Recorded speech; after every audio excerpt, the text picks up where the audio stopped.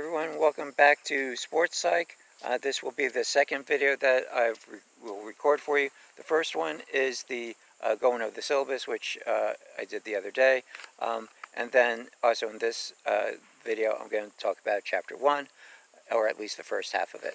Okay. One thing that I did have left over from the syllabus was the idea of the activism assignment. I covered that a little bit too briefly, I think. But basically, if it's a face-to-face class, what people will do is do a walkathon for Alzheimer's, or they'll do the polar plunge for Special Olympics.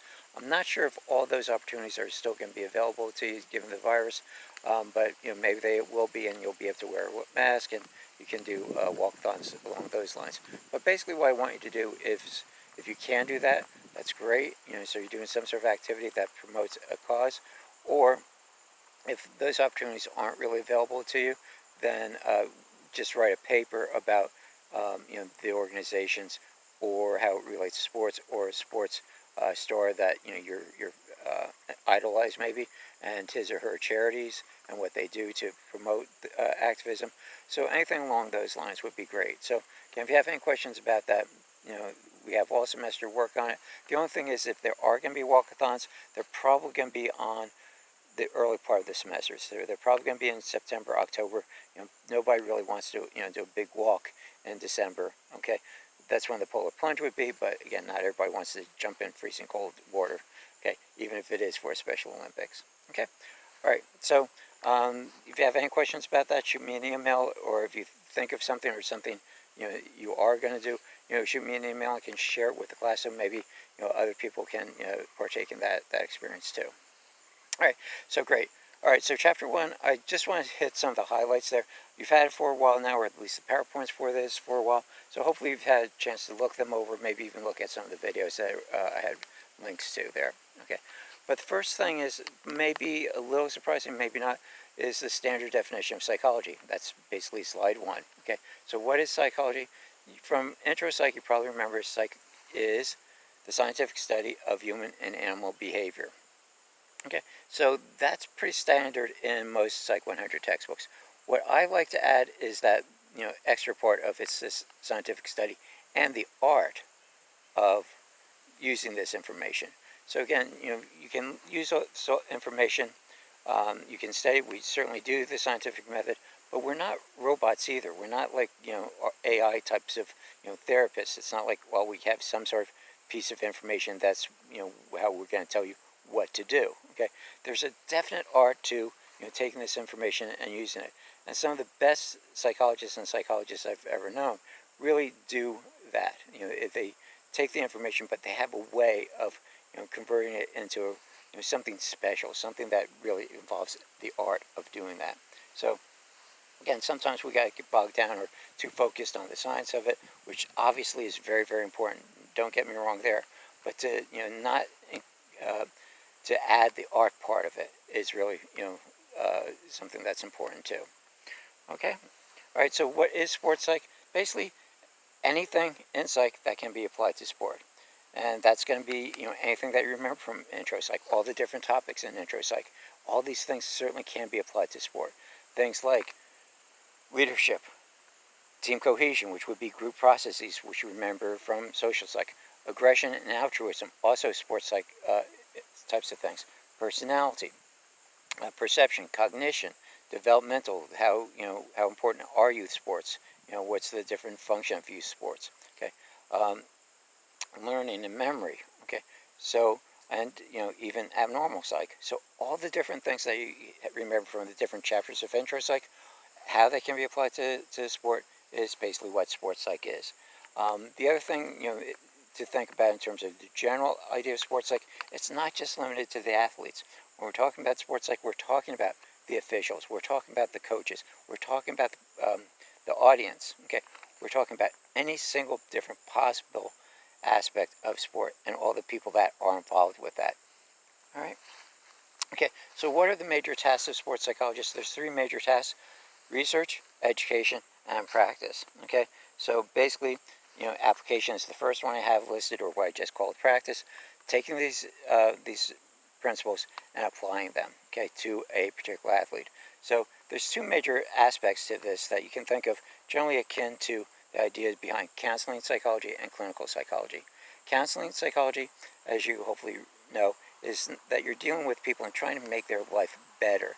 Doesn't mean that there's something, some diagnosis. That doesn't mean that there's some sort of psychiatric, problem. It just means that, you have some things that you can work on and get better at. So that's, the idea of counseling as well. You can, always get better. Okay, you take your uh, your skill level and you want to get it just better. So it's already good. You just know that you can get better. The other part of this would be the clinical aspect. That is, if something is below normal levels and you want to get that activity at least to normal levels. And that's where I gave you the video of Mackie Sasser. And again, if you haven't watched it yet, it's a really nice video to introduce you to the idea of sports psychology and a real life example of somebody who had a major problem to in terms of his performance in the sport and how he dealt with it. Okay, so again, take a look at that video. All right. The other thing, sort of is, similar to this, but it's a different, newer area right now, is mostly psych, but it's involving sports celebrities. Okay, so it's not typically what we call sports psychology, but a couple of high-profile athletes have really come out and talked about how important it is for mental health in general for everybody, and alleviating the stigma side to that. Okay, so two major people that I'm pretty sure you're maybe familiar with would be Michael Phelps, the all-time great Olympic gold medalist in swimming, and also Kevin Love, the basketball player, who has been very open about mental health issues and his mental health issues, and how the stigma behind mental health really should be relieved, and how that can happen. All right, so getting back to the three major tasks of sports psychologists, we also have research, people that will research different areas of sports psychology, whether it's, again, the home field advantage, or whether it's some different coaching techniques and how that can be, which technique might be better. Anything that will actually be cited in all the chapters of your textbook would be the research aspect. Okay. And then the third different task would be education, which is basically what I'm doing here. Teaching people about the importance of sports psych and the different concepts involved with sports psych. So those are the three major tasks.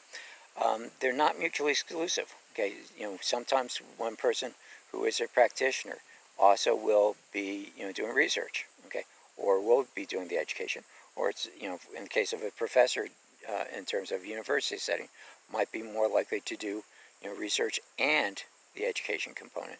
So usually it's maybe two of the three tasks any individual sports psychologist would do, or if it's a practitioner, maybe they only do the practice, because that would keep them busy enough. Okay, so very rare that somebody would do all three, though. But again, don't think they're mutually exclusive. It's not like, oh, you can only do research, or you can only do education or practice. Again, very, very common, probably the most common thing would be two out of the three that somebody would do. Okay, all right. So the next couple of things I just want to highlight is I want you to again take a look at some of the links that I have there.